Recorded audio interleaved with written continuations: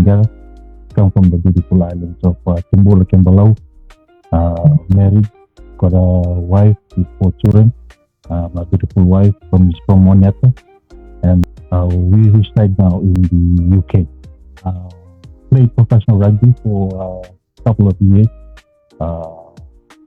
Blessed to represent Fiji in 3 World Cups. He captained the country. It's an honor to represent the country, to fight for the people, and to try and put smile on every Fijian people, not only in Fiji but around the world. I retired from professional rugby in 2019. My name is Josh Tambale. I hail from the village of Nasilai, Tikina of Nakelo, in the province of Tailevu. Married to Ruth, and she's also from the island of Rotuma, and we have 5 beautiful children, 5 girls and a boy.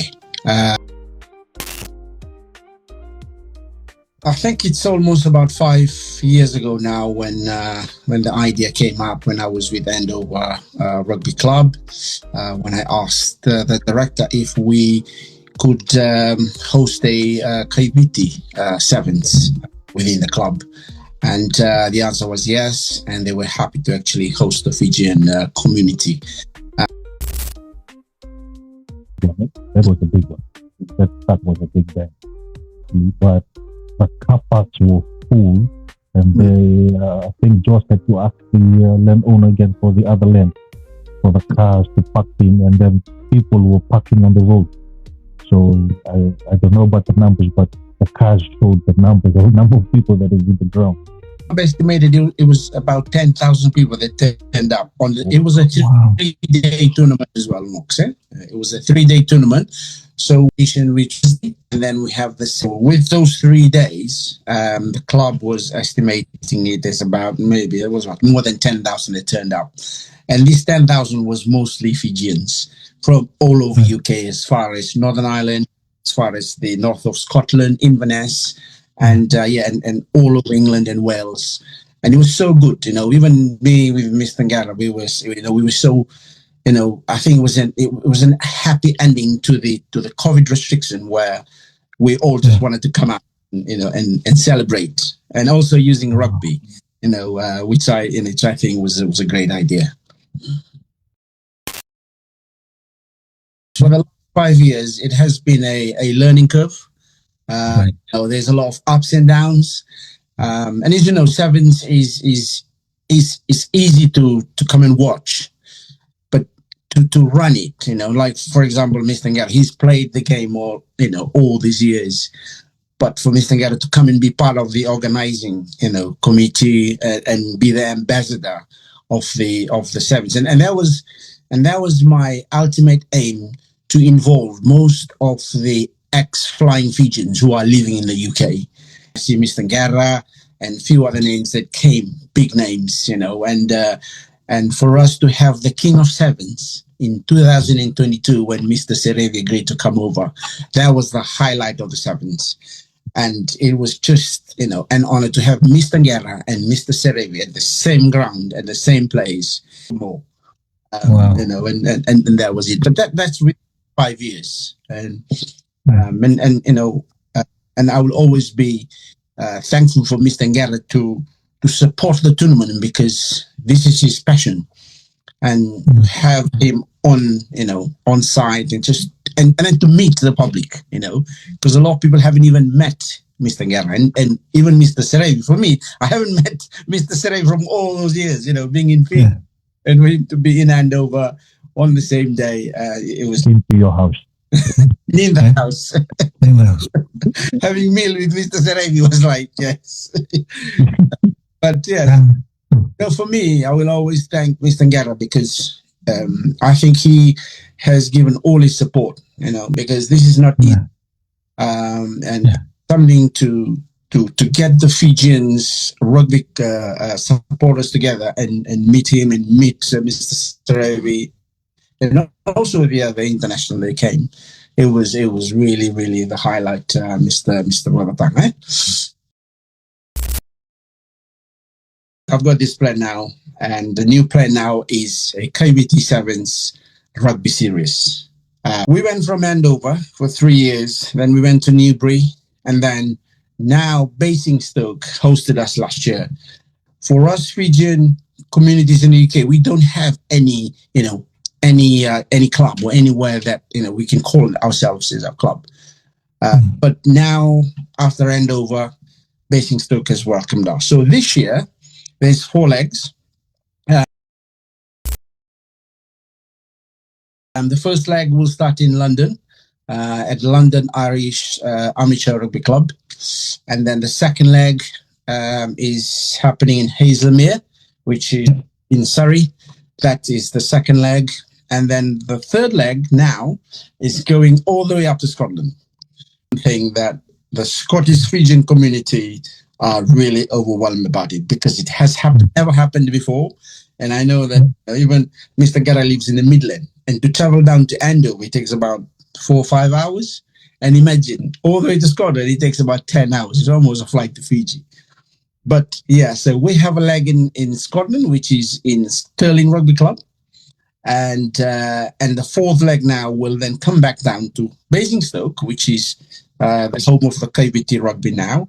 And that is where the fourth leg is going to be. And that is where the series will then close down. And that's where we're going to crown the king and the queen of KVT Sevens 2026. The key here is we thank the Lord for giving us the wisdom, right?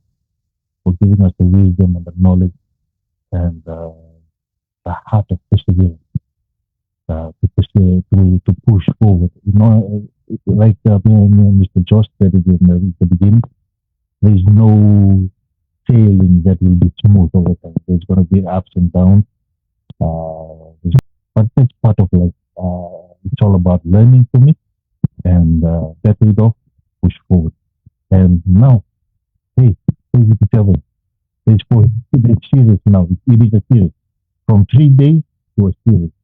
And I think from what I've gathered from Josh is that most teams are very interested in the new series, and they are just trying to confirm the date and availability. And for me, that is a green light that the Fijian community is coming together, and that's the whole reason as well. We start the KVT tournament to bring the Fijian people together, because we know that we have the talent. But there's no clubs, like Mr. Josh said, there's no clubs that we can go into to start a new club. This is where we can get our young children, get our youth, or people in the British Army to get involved, so that other people from around the globe, or around UK, or around Europe, of scouts can come and see the talent and expose it from them. And it's something to help the grassroots level, and especially to help our country. We have Flying Fijians, we have Ngua, we have the Fijiana, the Fiji Sevens teams, which we can put into it now, especially with the new board members from Fiji Rugby Union, with the new chairman, with the new CEO that is on board. They are keen in trying to involve all the talented Fijians around the world to represent their country. So when the Fiji team runs out, it represents all the Fijians around the world, because we are inputting into that. And that's the whole reason as well, the whole reason behind the vision that I've agreed to jump on board and help Josh Tombale with the setup and with the organizing. Mr. Gara said there, so the whole reason about doing the grassroots KVT Sevens 5 years ago was to see our youths come through. And I think, as you asked there, I think one of the main coaches, let's be consistent. It's not just for one tournament, or it's not just for 1 year. Let's get it running every year and every time that we have a tournament. So I think that's the second one. And the third one, and this was really a challenging one, introducing the girls of this generation into the rugby in the UK, especially our daughters, and also our sisters and even our wives, to start rugby. As you know, in Fiji, Fijiana started a few years ago, introducing and getting it more professional than it was. As we know, rugby is always about men and boys, eh? But yeah, so that was one of the other reasons. And ever since it started, most of our daughters in those years, this was 5 years, they were only about 15, 16. As you mentioned there about my daughter. So they started their rugby in the KBD7s. And also some of the army ladies, the likes of Miss Komaitai, who was part of the sevens set up, who then went to Fiji last year to be a part of the Rugby World Cup, made it and played for Fiji. And then if you look across the UK now, since the introduction of it 5 years ago, as you said, so it started at home, where one of my daughters, the second eldest in the family, made it from grassroots right into college, right into to university, and then into England. And then the second year, she signed into Harlequins, and then the highlight of this year when she went into play for GB. So that is home, and it has brought that into fruition. And also my eldest, she's been playing rugby for the last 5 years since Andover, and this year she's been honored to be invited to the Fijiana for the trials. And currently now she's in Fiji. And the third one is in terms of the ladies or the girls across the UK now. We have girls who've represented Scotland and a few girls who played county level in Scotland. Right now, we've got 3 that are playing for the under 18 in England. And if you look across England, there's a lot of girls taking up our Fijian British-born daughters that are now taking rugby as passion. And I know Mr. Ngara has been talking about his daughters, also has taken up rugby. So it has had an impact on our daughters, especially. And that's one of the things that I've taken away from what we did 5 years ago, to have a vision not only for the boys, but to get the girls involved. And that's been the icing of the cake, 5 years later. And I think with these 5 flags, I think there'll be more to come. And as Mr. Ngara has mentioned, with the Fiji rugby getting into, seeing girls around the world and the boys as well. And I think this is what's going to happen from it. And across the boys, most of the boys plays in the army rugby, and most of the boys have now signed up into what's called championship clubs, and also for premiership clubs around the UK. I think those are just a few highlights that has happened in the last 5 years, moving into the 6 years this year. My only advice is for us to come together and work together and support local tournaments. Since we've been reading now that the Bull Fest will not be held this year, so if that's not going to be held this year, let's come out in numbers. Let's support the grassroots tournament. There is 5 series. If you can go to the whole 5, get to it. Because by doing that, you are supporting people that are there. Because remember, 5 years ago, everyone was supporting the first tournament of the KVC. The fruit of it. Girls representing Great Britain, boys playing in premiership clubs. So we see the fruit of it.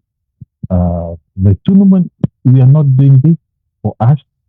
I know that we've got a good committee that just put together a good committee, that they know what they're doing and they are running the programs, because I'm in the group and I'm seeing them active, and I know that this 5 series is going to be a very good series. And my advice to all the communities, Fijian communities around UK, up in Scotland, even in Ireland, get down in one of these series, support them. Support everyone that will be playing there. Or if you're still fit enough, put on those boots. Have a run around. It is a family time. It will be our Fijian day. We don't wait for the Fiji for the Fiji day in October or in October. We have our Fiji day in those 5 series, because you get to meet your relatives, meet new people, and get to know them. Communities will get to know other communities. And that's where you will interlink and get to know each other. and that's where we will support hidden talent that is across UK, Scotland, and Ireland. And I believe one day we will go forth to Europe, but that is down on the pipe. But that is my advice for us to speak with each other, love each other, and let's pray for each other. If you remember, when you in your family pray, remember that Grassroots KBT tournament, there will be there's the 5 series coming up. Pray for the series. Pray for the people that will be there. Pray for the day. Let's pray for each other so that we can encourage each other in building a better Fijian community across UK. I mean, me and Mr. Gareth says this. The most important thing is just to see the kids, as come and just throwing the ball around and doing things that they were doing. And then last year we introduced another tournament, which is the Touch Rugby tournament, just within the grassroots level. So if you're not in the adult, say 18 and over, so we created another tournament which involves a lot of youths, 17, 18-year-old boy. And I know Mr. Gareth's son came and played in the KBT team. And yeah, so that's another thing that we're trying to look after, the welfare and all the interest of our young kids and boys and girls before they hit that in the adult when they become 18. So that was one of the other highlights as well, where the Touch Rugby was brought in to be part of the KBT7 Knox. It's 5 years. And thanks to Mr. Gareth, he's always there, monitoring everything and advising me and telling me, to try out some new stuff. So it's been really good, Knox. It just gives you that warm, puffy feeling of you are doing something for the community at the end of the day. Wale.